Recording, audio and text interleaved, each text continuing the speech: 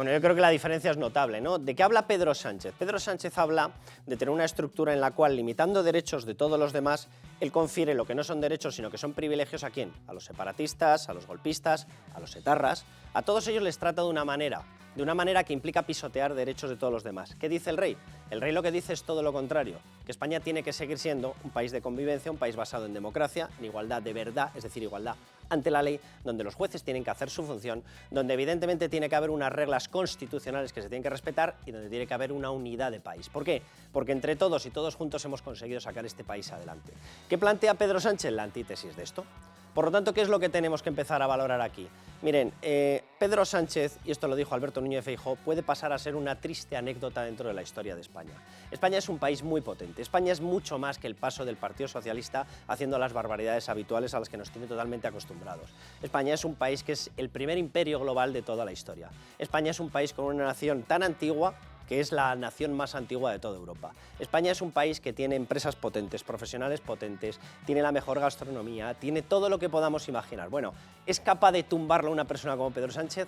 Yo sinceramente pienso, y no es por dar un mensaje optimista sin más, pienso que un país que ha sido capaz de aguantar lo que ha aguantado España será muy capaz de aguantar a Pedro Sánchez. La amenaza no es una amenaza leve, lo sé perfectamente, pero mientras contemos con instituciones como la Jefatura de Estado, como el Rey, mientras contemos con el apoyo como el que están mostrando los jueces, fiscales, en alguna ocasión hasta las asociaciones progresistas de jueces y fiscales, digo en alguna ocasión porque no falta ese momento en el cual después de decir A va y resulta que dicen B, pero lo cierto es que sigue habiendo como respuesta institucional una respuesta clarísima de determinadas profesiones, Jefatura de Estado, Guardia Civil, jueces, fiscales. Desde la propia administración del Estado, los principales sindicatos de funcionarios, no los políticos, han salido a decir basta ya, mientras que todos permanezcamos con esa sensación de que hay que defender la Constitución y España, yo veo muy difícil que un pedazo de país como España caiga dentro del desastre que está originando este señor y sus queridos amigos proetarras, golpistas, comunistas y demás. Sinceramente, no es por dar una vaga esperanza, no. Creo firmemente que en Europa sí se nos acabará escuchando, creo firmemente que este señor va a chocar directamente con la realidad de un pueblo que se defiende y creo sinceramente que un país tan potente como España no caerá por culpa de estos señores que hoy nos gobiernan. A ver si a lo largo del 24 se cumple y si no, pues en el 25. Pero vamos, un poquito de ánimo, que vienen curvas, pero las pasaremos.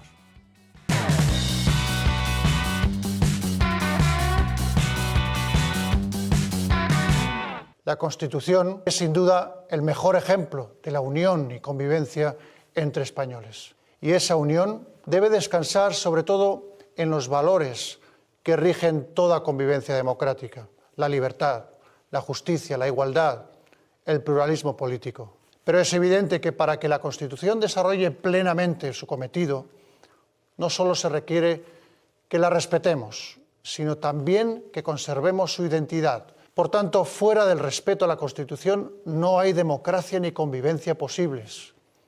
No hay libertades sino imposición. No hay ley sino arbitrariedad. Fuera de la Constitución no hay una España en paz y libertad. La razón última de nuestros éxitos y progresos en la historia reciente ha sido precisamente la unidad de nuestro país. Al señor Puigdemont quiero decirle que está en nuestras manos lograrlo, que debemos hacerlo por las vías de la política, de la negociación y de la Constitución. Y yo creo que la ley de amnistía es un paso importante en la buena dirección. Una ley que respalda una amplia mayoría de nuestro Parlamento, 178 escaños. Bueno, básicamente la amnistía es cargarse todo el sistema constitucional, cargarse el Estado de Derecho, cargarse el principio de responsabilidad de los políticos, cargarse el artículo 14, igualdad ante la ley, es cargárselo todo. Pero ¿qué más le da a este señor, verdad? ¿Y quién es lo que dice lo contrario? Bueno, pues ya lo han escuchado. Lo han escuchado en el último discurso del rey, lo han escuchado en todos los discursos del rey, que está permanentemente defendiendo que obviamente todo lo que este señor se está cargando, pues evidentemente tiene que existir en un país que sea un país de convivencia, sensato, normal, dentro del imperio de la ley, etcétera. Es decir, una democracia liberal. ¿Cuál es el pequeño problema? Que el rey cree en la democracia liberal. Ese no es el problema, obviamente. El gran problema es que Pedro Sánchez no cree en una democracia liberal. Cree en su poder. Pero bueno, Raúl, Sandra, os pregunto directamente, vamos a intentar analizar las 5 políticas, sé que se nos quedan cortísimas, pero las 5 políticas frontales de Pedro Sánchez contra todo lo que ha estado recordando el rey.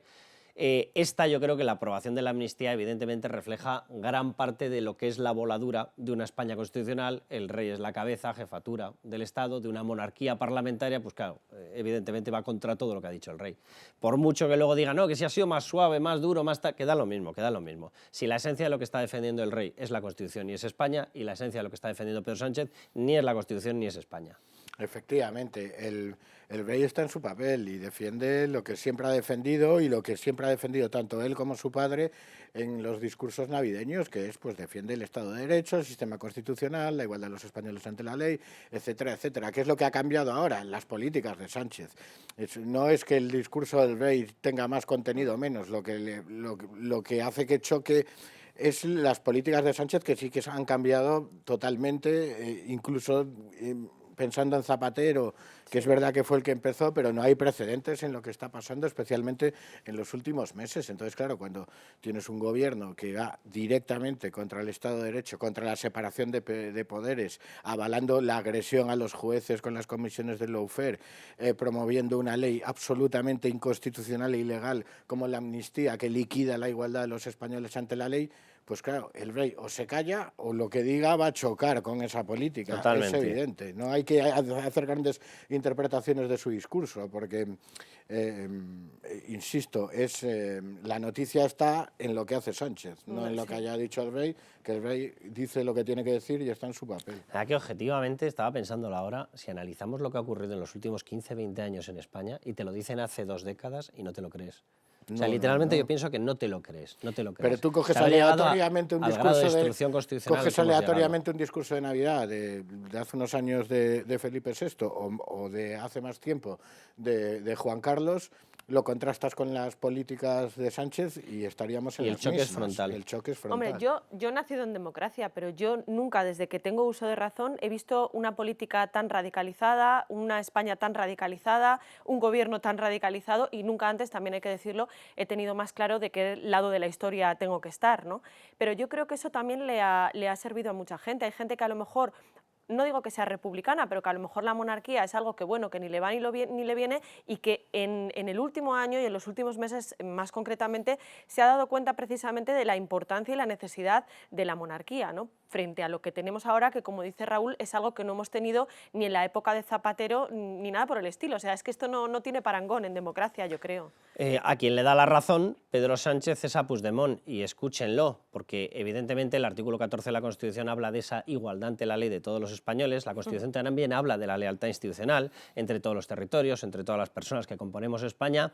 Miren ustedes si esta es la forma de hablar de Puigdemont, porque que más que hablar lo que hace es darle órdenes a Pedro Sánchez, y si todos los españoles tenemos que estar sometidos a esta cosa, llámenlo dictadura, llámenlo como quieran, pero que un señor prófugo de la justicia, perseguido por haber dado un golpe, por cierto, con dinero público, malversando contra la Constitución y contra la unidad de España, tenga la chulería de hablar de esta manera, al que yo estaría encantado que no lo fuera, pero es el presidente de todos los españoles, escúchenle. Nuestra libertad de expresión en esta Cámara vale menos que la suya. Presidente Sánchez, las oportunidades hay que aprovecharlas cuando ocurren. Si se dejan pasar de largo por miedo o por incapacidad, las consecuencias nunca son agradables.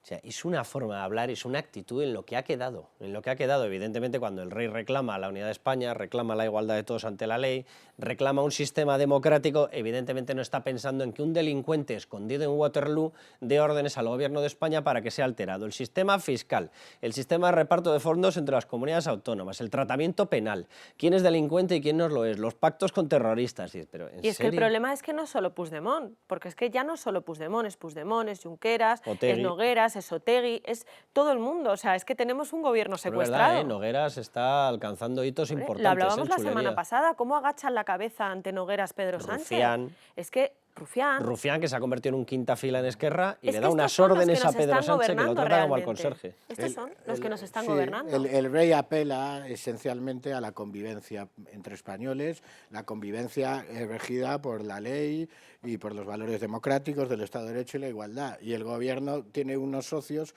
cuya principal objetivo es destruir esa convivencia entre españoles, porque a su razón de ser políticamente partidos como Bildu o Esquerra Republicana es que no quieren convivir con el resto de españoles que no somos catalanes o vascos, con lo cual está clara la diferencia, ¿no? Donde está el rey, que está con todos los españoles, y donde está el gobierno de Pedro Sánchez, que está con quienes... Está contra todos los españoles. A quienes les damos asco el resto de españoles que no somos vascos o catalanes, que nos consideran además seres inferiores. Españoles de segunda, sí. Africanos, con todos los respetos para los africanos. En muchos sitios se le llamaría racismo, sí, efectivamente. Es que lo es. Pero es que esa es la esencia del separatismo Bueno, catalán. violación del Estado de Derecho, que está clarísima, con todo el tema de la amnistía, violación de la igualdad ante la ley, que yo creo que está clarísima. Con este trato vamos con otra, ya la hemos visto en otro de los bloques, la famosa historia del muro, ¿vale? El muro, no les vamos a repetir esas declaraciones de Pedro Sánchez, las conocen perfectamente, hay que levantar un muro contra, y dice, perdón, que le pagamos el sueldo todos nosotros para que usted levante un muro contra nuestra libertad de ser como queramos dentro de la Constitución, porque usted le va a dar libertad a quien no está dentro de la Constitución. O sea, maravilloso. O sea, desde el telón de acero no se ha visto una apología de los muros políticos equiparable a esto. Pero bueno, vamos con otra versión de Bolaños, porque Bolaños explica quién está al otro lado del muro. Escuchen. Hasta que ustedes, los ultras del Partido Popular, le dijeron por ahí no, y rápidamente el señor Feijóo reculó y volvió a posiciones diferentes. Pero mire, ya que ustedes comparten estrategia con Vox y se manifiestan con ellos, yo tengo una pregunta muy clara. ¿De quiénes se sienten ustedes más cerca? ¿De los energúmenos violentos que cantan el cara al sol en Ferraz o del Partido Socialista?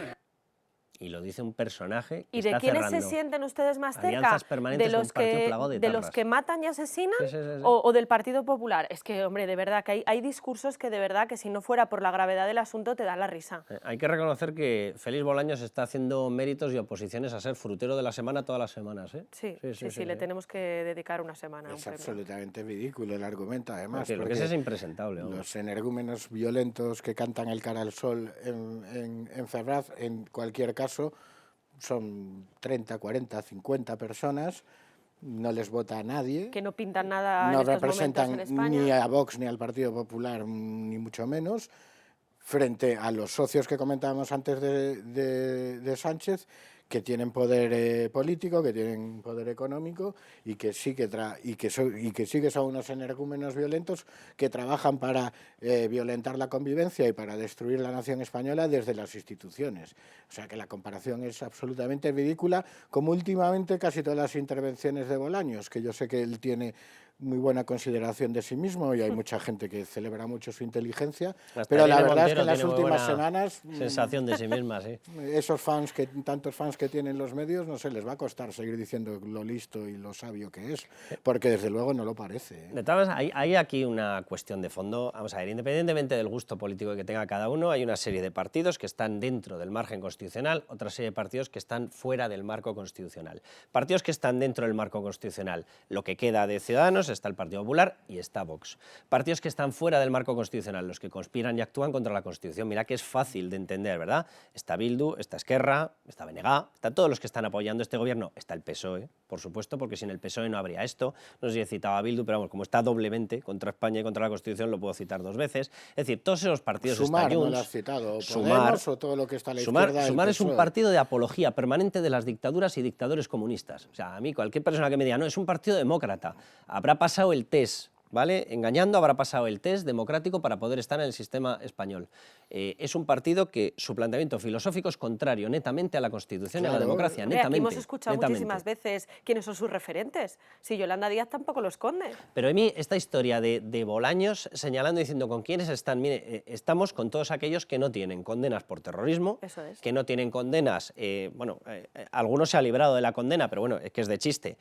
A mí la famosa historia de que Podemos no ha sido financiado por dinero de narcodictaduras porque el dinero lo recibían los fundadores 3 minutos antes de montar el partido, y dices, vale, venga, muchas gracias por la explicación, maravillosa la historia. Pero los que están con determinadas personas son ellos, y los que no están con nadie que tenga ninguna condena por nada son precisamente los que ellos están atacando y los que quieren al otro lado del muro. Y con 11 millones de votantes, no nos olvidemos, y con que son mayoría en prácticamente toda España, salvo donde están los socios de Bolaños y del PSOE en Cataluña y en el País Vasco, que después de muchos años inoculando odio, etcétera, sí que han conseguido cierto éxito social. Además, no, es que no puedes poner en plano de igualdad a unos cuantos exaltados que hay en Ferraz con quien manda en el todo lo país. demás, partido y sobre político. todo Claro. es que los energúmenos son sus socios. Condenados por terrorismo, condenados por malversación, condenados por sedición, condenados por golpismo. En esencia no es un tipo penal, pero evidentemente eso Sí. compone el concepto político del golpismo, y eso se los llevan todos ellos. Una Que, cosa y surrealista. además que defienden una ideología y fomentan una cultura política que es tan despreciable como lo que representa el Cara al Sol o más. Tan antidemocrático es lo mismo.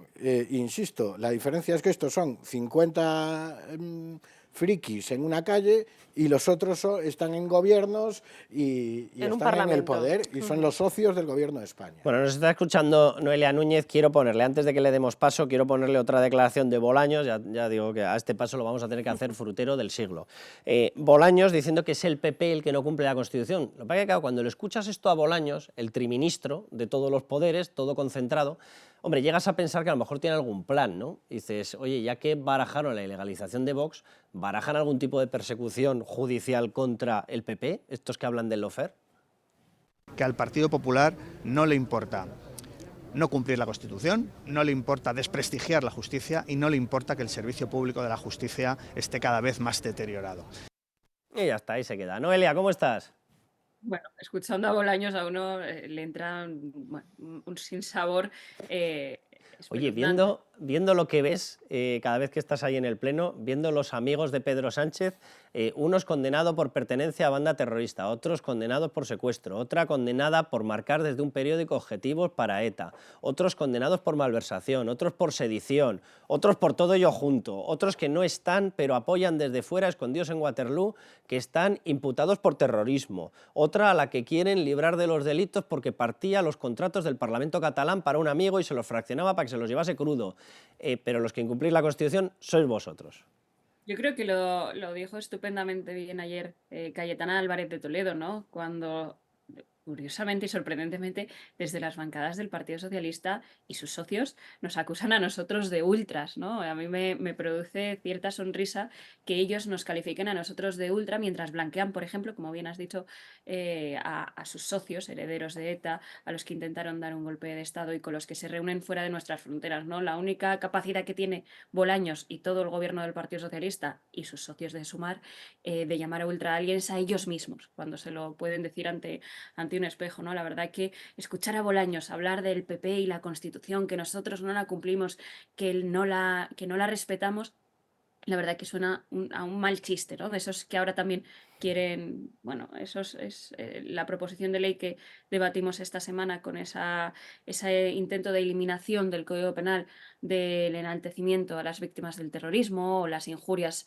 a la corona amparadas en una libertad de expresión que ellos es lo que argumentan, ¿no? Pues estos malos chistes que son los que, bueno, pues tenemos que soportar en el Congreso de los Diputados, pues de verdad que eso es lo que deberían estar intentando controlar desde el gobierno, ¿no? Que no nos acusen a nosotros de ultra cuando ellos son los que son los más ultras que hay ahora mismo gestionando este país y los que están pisoteando la Constitución día tras día. Noelia, dos preguntas te hago. La primera, claro, cuando se habla del sector ultra que ha cogido y secuestrado, iba en una especie de carromato, Alberto Núñez Feijóo, le habéis asaltado, digo le habéis, porque me imagino que te señala a ti, porque señala permanentemente al sector Ayuso, parece que iba en una caravana, habéis llegado con unos caballos, lo habéis sacado, os lo habéis llevado, lo tenéis amordazado, atado ahí, es que no sé, que no llego a entender muy bien de qué habla este señor, o sea, no sé muy bien cómo a ellos se lo debe estar haciendo esto Junts y Bildu, deben pensar que todo el mundo secuestra a líderes políticos.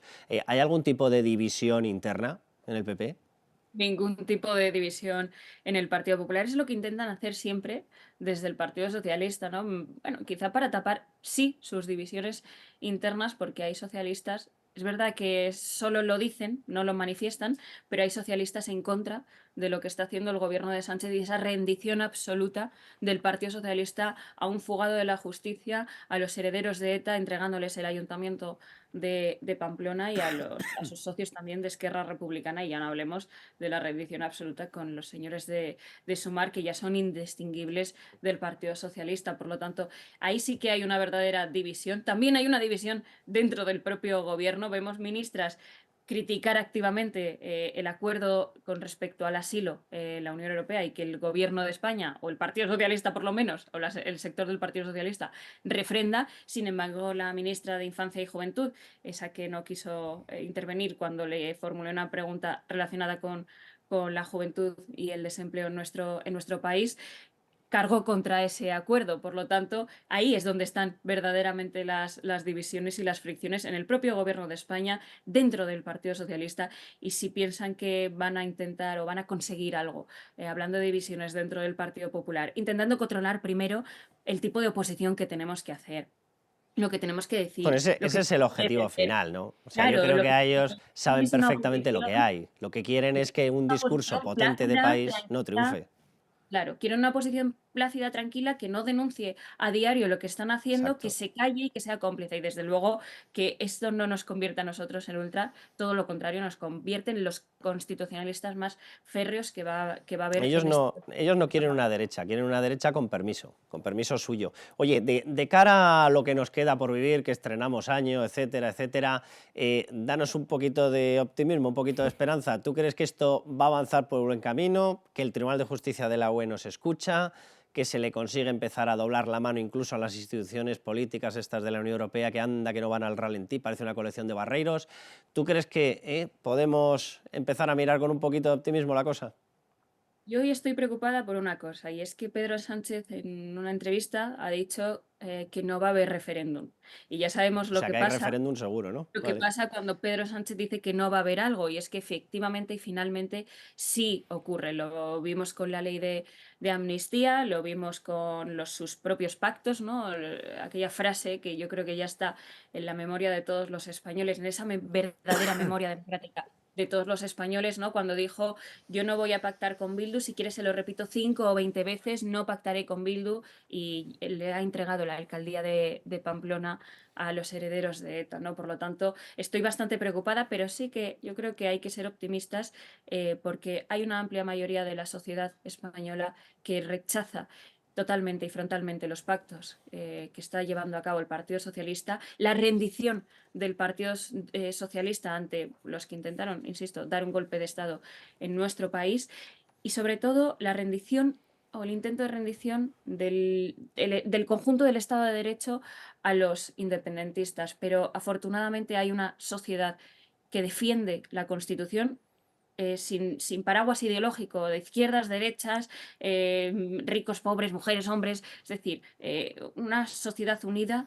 frente a lo que están haciendo, y eso invita al optimismo. Y por supuesto también nosotros seguiremos peleando para que esta ley de amnistía no entre en vigor en ningún caso, que esta ley de amnistía tenga todas las dificultades por delante. Ellos lo han intentado hacer por el procedimiento de urgencia, por la tramitación de urgencia. Hemos visto que van a habilitar plenos en enero precisamente para que esto sea lo más ágil y lo más rápido posible y conlleve el menor desgaste para el Partido Socialista, pero esto ya se llevará luego también al Senado, donde ya hemos aprobado esa modificación del reglamento para pedir los informes pertinentes con respecto a esta ley, y daremos la batalla en todas las instituciones, en la calle, que seguiremos también, por supuesto, en las calles manifestándonos contra este intento de vulneración del Estado de Derecho y de la ruptura de la igualdad de todos los españoles, y eso invita también, pues esa respuesta también ciudadana invita al optimismo.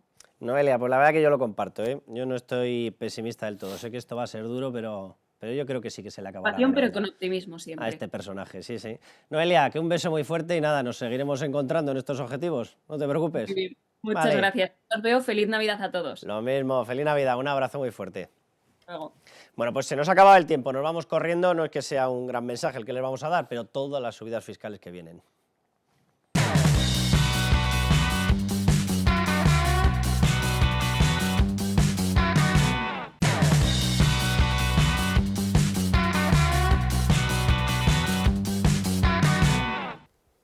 Bueno, pues vamos ya. Estamos en fechas navideñas, Reyes, regalos ¿Y quién es el rey mago del Partido Socialista?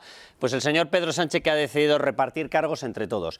Los datos que van a ver, evidentemente, no son exclusivos de la última tanda de regalos / enchufes, porque es que está enchufando a todo pichipacha. Es una cosa increíble lo que está haciendo Pedro Sánchez, delante de nuestras narices. Por cierto, en el momento en el que acaban de entrar las reglas de control fiscal, de control del déficit por parte de la UE. ¿Pero qué más les da a ellos? ¿Que creo 22 ministerios? Pues 22 ministerios. ¿Que salen ministros? Pues los recoloco. Esto era aquello, ¿se acuerdan ustedes? El capitalismo de amiguetes. Bueno, pues del capitalismo de amiguetes hemos pasado al capitalismo de comunistetes. Y es mucho más peligroso todavía. Bien, vamos a repasar la lista. Son algunos de los cargos. Prepárense porque vienen curvas. Miquel Iceta, embajador ante la UNESCO en París. ¿Se le recuerda algún tipo de pasado, conocimiento diplomático? Cero. ¿Y qué más da? Es el amiguete, nada más y nada menos que a UNESCO en París. Segunda posición, Héctor Gómez. Estos son nuevos, por cierto, Héctor Gómez, embajador ante Naciones Unidas, toma ya ante la ONU, nada más y nada menos en Nueva York. ¿Experiencia diplomática? Ninguna. ¿Y qué más da? ¿Perdemos presencia? Sí, ¿y qué le importa eso a Pedro Sánchez? La cuestión es que los amiguetes estén tranquilos y con un buen sueldo. Pedro Duque, presidente de Ispasat, llevaba mucho tiempo pidiéndolo. Por el camino tuvo un pequeño problemilla, ¿verdad? Hacienda dijo que no, pero con todo el resto de españoles dice que sí cuando encuentra lo mismo. Una sociedad patrimonial donde tenía una casa en la playa, el chalet que tienen Arturo Soria donde viven, y consideraba que era un negocio y que se lo alquilaba él mismo. Qué gracioso, ¿verdad? ¿Cuál es el pequeño problema? Que Hacienda, si lo hacen ustedes o lo hago yo, nos mete directamente todo lo que nos puede meter vía sanción y vía inspección. Ahora, ¿qué lo hace este señor? No, acaba de presidente de Ispasat. ¿Por quién? Pues bendecido por Pedro Sánchez. Vamos con la siguiente, Beatriz Corredor, esta ya tiene historial. Presidenta de Red Eléctrica Española. Claro, tú vienes del PSM y automáticamente adquieres, por ciencia infusa, ¿sabes? Porque llueve, adquieres un conocimiento energético que no vean ustedes, ¿verdad? Bien, vamos con la siguiente pantalla. Atención, Maricha Ruiz, que por cierto acaba de comunicar que deja el hipódromo de la Zarzuela. Bien, presidenta del hipódromo de la Zarzuela se le nombró después de haber sido jefa de prensa del Partido Socialista. ¿Qué sabe de caballos una jefa de prensa del Partido Socialista? No lo sé. Ella tampoco. Este es el pequeño problema. Mariano Moreno, atención que empezamos con nombres que pueden ser más desconocidos, pero que engordan esta lista de los Reyes Godos. Aquí todo el mundo tenía un enchufe. ¿Qué más da? Mariano Moreno, exgerente del PSOE. Uy, qué llamativo, ¿verdad? Bien, presidente de NUSA. Joaquín López Pagán, alto cargo del PSOE en Murcia. Atención, presidente de la Sociedad Anónima de Electrónica Submarina. ¿Qué sabe una persona del PSOE de Murcia, acostumbrado simplemente a los entresijos de partido? ¿Qué sabe de, repito, electrónica submarina? ¿Qué? Que cuando va al fondo se da cuenta que no sabe nada, ¿verdad? Bien, vamos con el siguiente. Juan Andrés Tobar, alto cargo del PSOE de Murcia. Ahí queda la cosa, no nos vamos a especializar demasiado. Presidente de Cetarsa, compañía española de tabaco en rama. ¿Sabía algo? Pues que se lo fumaba, básicamente. Vamos con los siguientes. Jesús Huerta Almendro, director general de presupuestos de la Junta de Andalucía. Cuidado, no de los de ahora. Evidentemente en la etapa de los ERE. Y como aquello les debió gustar mucho, cómo gestionaba nada más y nada menos que los presupuestos en época de los ERE, pues presidente de SELAE, Sociedad Estatal de Loterías y Apuestas del Estado. Al que le ha tocado el gordo es a él, seguro. Atención al movimiento de cargos aquí. Pedro Saura fue nombrado presidente de Paradores. Este es el megachollo. Por lo obvio, más la pasta, ¿vale? Presidente de Paradores. ¿Qué ha ocurrido? Que Pedro Sánchez se ha cansado de Raquel Sánchez, entonces había que recolocarla. Ella era ministra de Transportes, y la han hecho presidenta de Paradores. Debe ser porque cuando tú llegas en transporte, en coche, al parador, adquieres un conocimiento del parador que no vean ustedes, ¿verdad? Más o menos debió ser el criterio de selección de personal. ¿Qué ha ocurrido? Bueno, que Juan Manuel Serrano, presidente de Correos, ya era insoportable su cargo allí. Ha dejado la compañía en la era online, cuando todo se pide por paquete. La principal compañía de paquetería española la ha dejado con 1.500 millones de deuda. Toma ya, hay que echarle narices al tema. Bien, había que sacarlo porque tenía un enfrentamiento con los sindicatos de mucho cuidado. Bien, lo sacamos, pero ¿qué hacemos? Que el que era presidente de Paradores lo enviamos de presidente de Correos, después de haber enchufado a Serrano. ¿Y Serrano por qué llegó a este cargo? Porque era el exjefe de gabinete de Pedro Sánchez. ¿Se acuerdan que hubo un retrasillo, verdad, con las papeletas en época electoral? Curioso, ¿verdad? ¿Quién era el responsable de la compañía que tenía que enviar las papeletas electorales? Aquí, el amigo, Serrano. Bueno, lo han tenido que quitar. No duden que acabará enchufado. No duden que esta lista continuará. No duden que este encontrará otro empleo. No duden que todos los movimientos que ven corresponden simple y llanamente a que son los amiguetes de Pedro Sánchez. Por cierto, hemos sacado algunos. No hemos metido la ayuda a través de líneas de ayuda ICO a los propios padres de Pedro Sánchez. No hemos metido los enchufes de una tal Begoña Gómez, ¿verdad? Mujer de Pedro Sánchez, enchufada en todo lo enchufable en el panorama universitario. Por cierto, todo público o ayudado por lo público. Y por cierto, Begoña Gómez, que algo tiene que ver con esa historia de Marruecos, sus relaciones, ¿verdad?, con AP de Maroc y un espionaje al móvil de Pedro Sánchez. Miren, esto ellos lo llamaban, cuando digo ellos me refiero a la izquierda, capitalismo de amiguetes. Hemos llegado a una obscenidad absoluta en el robo de fondos públicos. Es decir, todos estos señores han encontrado en el maná de lo que nos quitan en impuestos su sistema de supervivencia, su subsistencia, eso sí, subsistencia de oro. Bueno, han llegado los Reyes Magos, a esto les han traído todo esto. Espero que a ustedes les hayan traído otra cosa más sensata, más normal y menos dañina.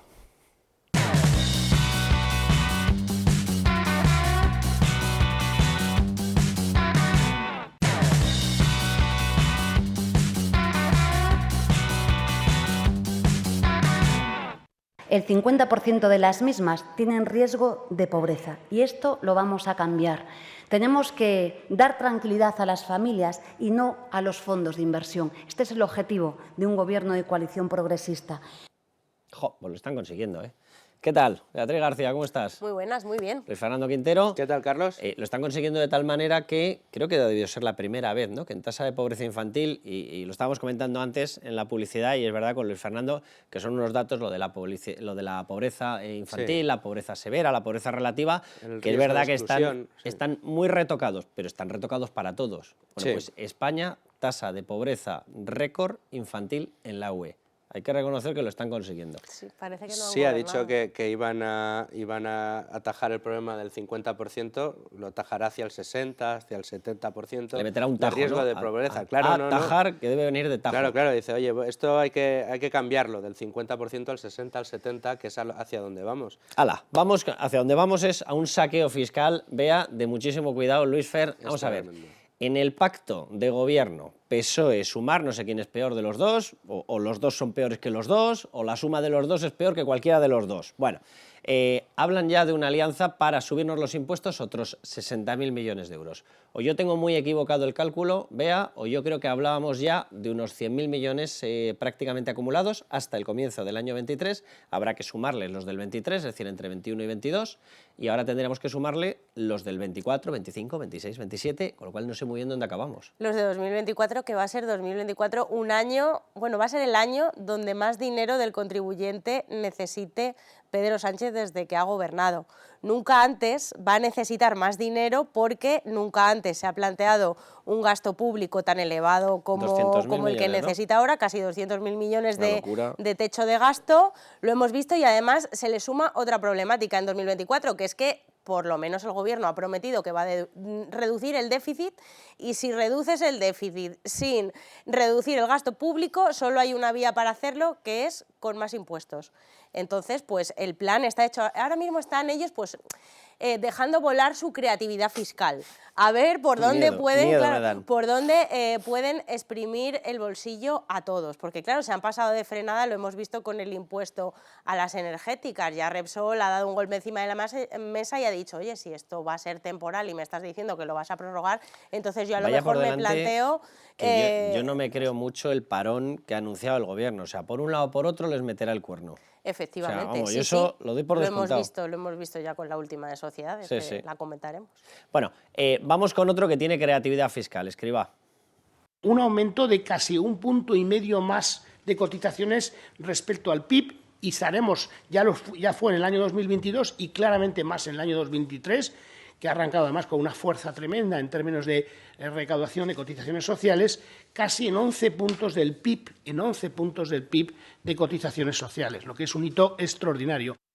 Sí, sí. Hablan del dinero como si lloviera del cielo. Es decir, tú sacas el paraguas, lo pones así del revés y se empieza a llenar de dinero. Es que lo pagamos nosotros. Es que ese 11%, hablan con una alegría de la recaudación que es nuestro. Claro, lo que está diciendo es, hemos robado es que es de surrealista. La clase productiva 11 puntos del PIB. Le falta Esto es maravilloso. ¿Y no aplaudís? Pues no, porque nosotros somos los que pagamos. Claro, ese es el problema, que somos los que pagamos, que vamos a pagar más y que vamos a pagar cada vez más. Decía Beatriz antes, todos los impuestos que quieren poner en marcha, marcha por el gasto que quieren poner en marcha, las obligaciones, hablabas del déficit, pero también de deuda, porque estamos por encima del PIB nominal, estamos en el 1,1, en el 1,2% del PIB en deuda, lo que hace que le vayan a obligar al gobierno a reducir también esa deuda pública. Van a necesitar más dinero, pero mi pregunta está, si ya nos están exprimiendo al máximo, si han aprobado hasta 54 o más de 54 subidas, yo ya perdí la cuenta, vean, no sé si son 54 o 60 subidas de impuestos las que llevamos hasta el momento, más las que quieren aprobar. Si es que depende, ya, o sea, la gallina del huevo de oro claro, llega un momento en el que no pone ya más huevos. O sea, si las englobas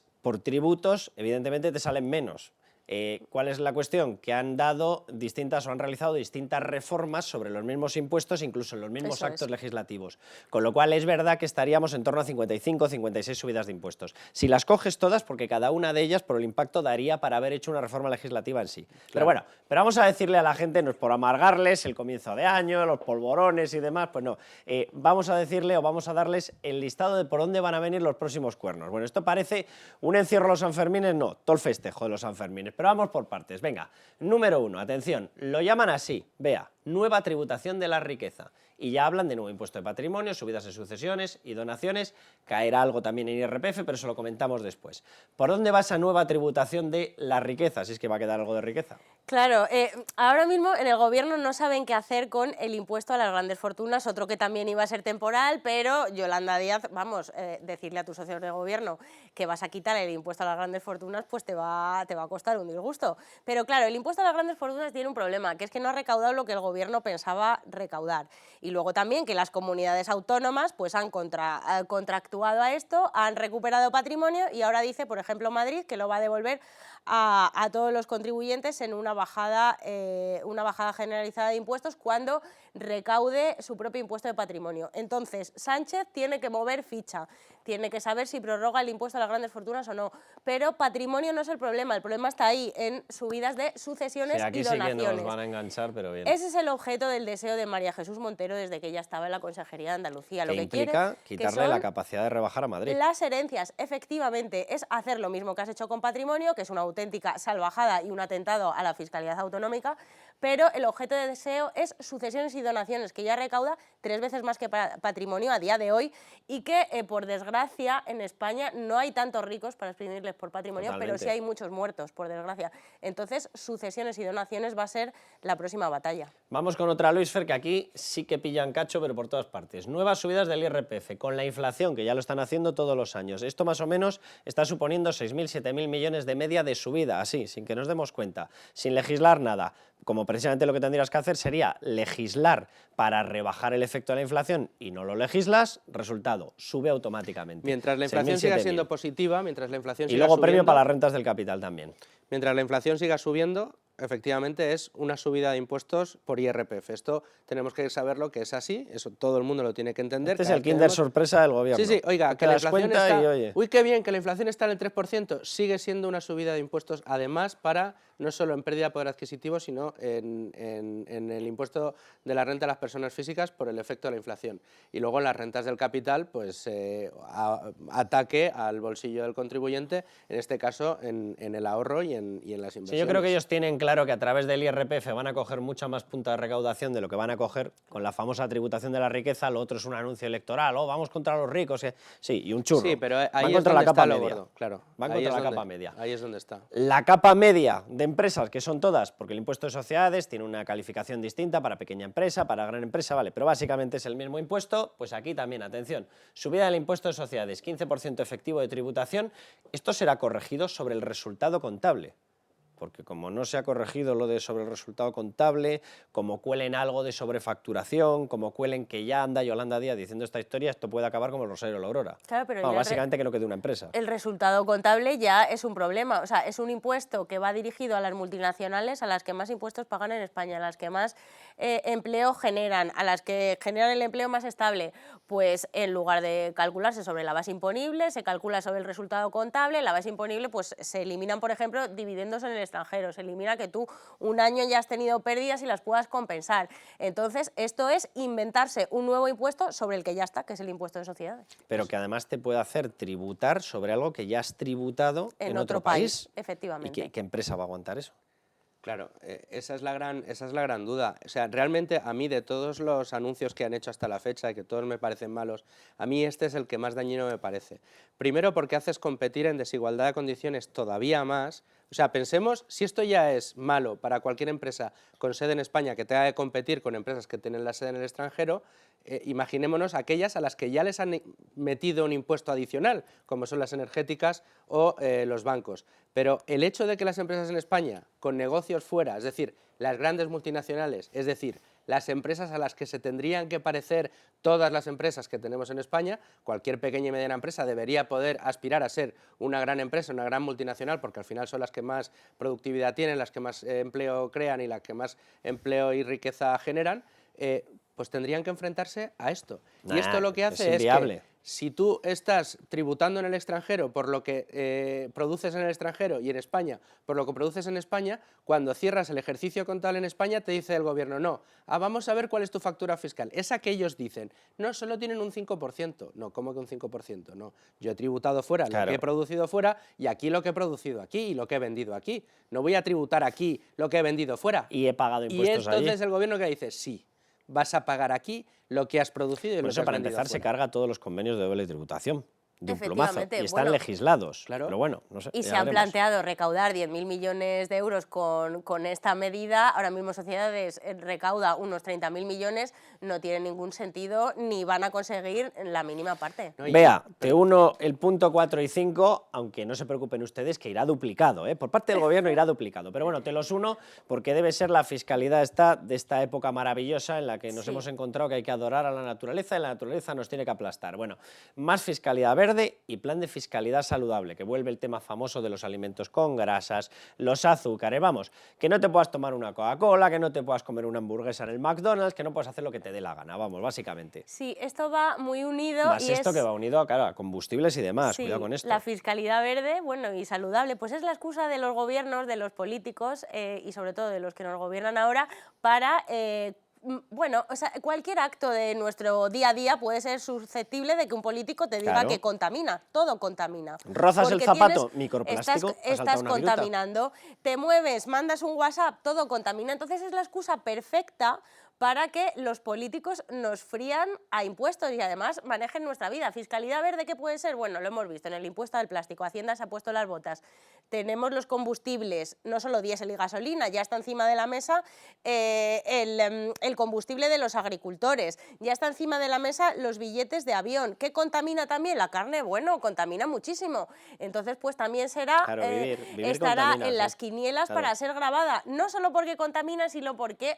puedo considerar yo como político que no es saludable. Ya Garzón intentó subirle los impuestos a los productos con grasas, al IVA de los refrescos lo consiguió, y a los procesados, hoy serán procesados y le meto un impuesto por tu bien, mañana serán no procesados porque, mira, es que también me estás molestando.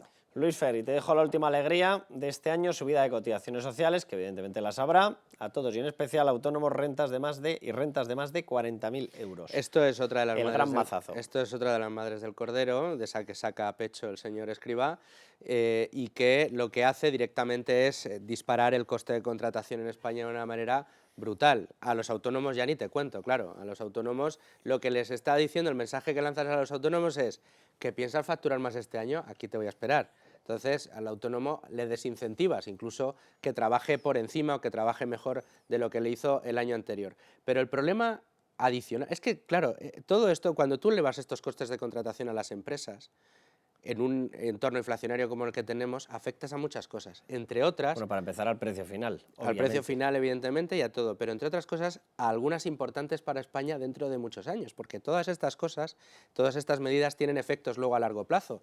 Los planes de previsiones complementarios para la jubilación tan necesarios en España, que se han desplomado después de que tocaran los planes individuales y pasaran las aportaciones máximas de 8.000 a 1.500, para incentivar los planes de empleo. Esto, que es importante porque al final las pensiones van a ir bajando a lo largo de los años y los que se jubilen dentro de 30 o 40 años no van a recibir el 80% de su último salario, probablemente se parezca más al 60 o al 50, esta gente no va a poder tener su previsión complementaria, no van a tener su ahorro complementario, entre otras cosas porque en España poner en marcha planes de empleo de empresa cuando te han subido todos los costes a las empresas pequeñas y medianas es prácticamente imposible. Es decir, esto tiene efectos bola de nieve muy por encima del directo que es la cantidad de dinero que vamos a tener que pagar, tanto empresarios como trabajadores. Bueno, pues después de todo esto, recuerden al gran Pedro Sánchez, profeta siempre de las verdades. Escúchenle. Y en lo relativo al impuesto de la renta de las personas físicas, evitaremos cualquier aumento de la presión fiscal sobre las clases medias, que no se van a ver afectadas, y únicamente incrementaremos los tipos sobre la base general para los contribuyentes con rentas superiores a 130.000 euros anuales. Y tan ancho que se quedó. Toda una colección de pesadillas, pero Pedro Sánchez ha dicho que no va a subir la presión fiscal a las capas medias. Bueno, a mí me hace mucha gracia que estén dándose golpes de pecho con la revalorización de las pensiones, subiendo pensiones de 3.000 euros, subiéndoles el 8,5 y no deflactando la tarifa del IRPF a una persona que cobra un salario de 1.500 euros, no le compenses la inflación. Y luego en las cotizaciones sociales, Sánchez que habla de las rentas bajas, la subida de cotizaciones sociales de la que hemos hablado, de la que presume Escrivá, es una subida de cotizaciones, es una herencia maravillosa, hasta 2050. O sea, nos van a estar subiendo sistemáticamente las cotizaciones poco a poco hasta 2050 sin parar, y eso a más de 20 millones de contribuyentes. Este año no nos hemos dado cuenta mucho porque era un 0,6, 2024 pasamos al 0,7, así en 2029 al 1,2. Esto se reparte entre empresario y trabajador. ¿Y en qué repercute? En los salarios. ¿Por qué no suben los salarios? Porque estás penalizando que la gente cobre más dinero. Pero a ti lo que te pasa es que no has escuchado a Yolanda Díaz, porque Yolanda Díaz tiene la solución. Escúchenla. Estamos a la vanguardia con estas normas, pero no solo con ello, sino que desde la gestión del Gobierno de España, desde la presidencia de la Declaración de Luxemburgo, pasando por la Declaración de Toledo, hasta el último hito que nos queda, que se aprobará en las Naciones Unidas en los próximos días, estamos, digamos que somos el baluarte de la economía social, no solo en la Unión Europea, sino que también en el mundo. Todo va de maravilla. Sí. Hala, ciérrame la tertulia que nos hemos ido de tiempo. Yo solo digo una cosa. Con esta racia fiscal que nos espera, con este infierno fiscal en el que han convertido España, ojo a países que hasta ahora pensábamos que iban por detrás de nosotros, como pasando. Portugal, que Portugal ha visto la oportunidad y ha dicho, ojo a las empresas que se quieren establecer aquí, tranquilidad, van a tener tipos bajos, a las fortunas que se quieran establecer aquí, tipos bajos, a los empresarios autónomos que quieran generar riqueza en Portugal, tipos bajos. Ojo que Portugal dentro de poco igual hasta nos pasa. Bueno, vosotros dos nos marchéis todavía a vivir a Portugal, que os necesitamos aquí, Bea y Luis Fer, y bueno, como acabamos de comenzar el año... Aguantamos. Oye, que el mejor año... Y a levantar Yo España. Felicito la Navidad hasta que se acaba el todo, así que os sigo felicitando la Navidad. Feliz Navidad. Y a todos los que nos están viendo, que tengan el mejor año. Ya saben, a seguir aquí que hay que levantar España.